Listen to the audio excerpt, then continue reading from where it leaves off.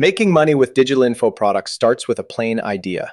Sell someone a shortcut they can actually use. That shortcut could be a checklist, a template, a short guide, a workbook, a swipe file, or a mini course.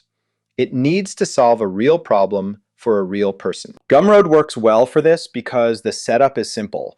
You can create a product page, upload the file, set the price, take payment, and send buyers access without building a full store.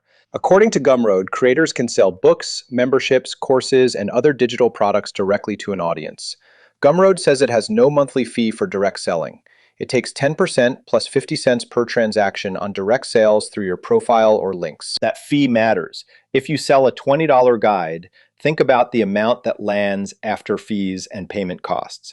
The easy mistake is pricing like a hobby. Start with the buyer, not the file.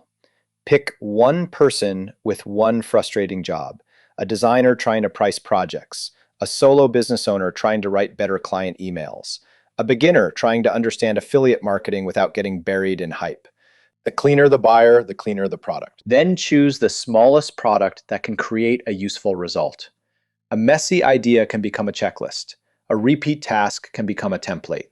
A process can become a step-by-step guide. This is where many creators make the product too big. They turn one helpful answer into a course into a membership, and a membership into a second unpaid job. Small wins sell because they are easy to understand. A buyer should land on the page and know three things fast: what it helps with, who it is for, and what they get. The product title should be painfully clear: the client email rewrite kit, the one-page offer planner, the beginner Gumroad launch checklist. A clear title does half the selling before the copy starts. The page copy can be simple. Name the problem, name the outcome, show what is inside, explain who it is for, then make the next step easy. Gumroad also supports pay what you want pricing, including products where the buyer can enter $0 if you set the minimum that way. That can work for a sample. For a paid product, free can attract people who collect files and never use them. For a first real product, a simple paid price is usually cleaner. Low enough that the buyer does not need a meeting with themselves. High enough that you respect the work. The first version should be useful, not perfect. Create the core asset, add a short Start Here page, add examples, add one instruction for what to do first, then publish. After that, the real work is distribution. Gumroad gives you a checkout page, but you still need traffic from somewhere: email, YouTube, search, social posts, partnerships, communities, or a small paid test if you know your numbers. The easiest content plan is to teach around the product. If you sell a pricing workbook, make content about pricing mistakes. If you sell a template pack, show before and after examples. If you sell a beginner guide, answer beginner questions. Each piece should make the product feel like the next reasonable step.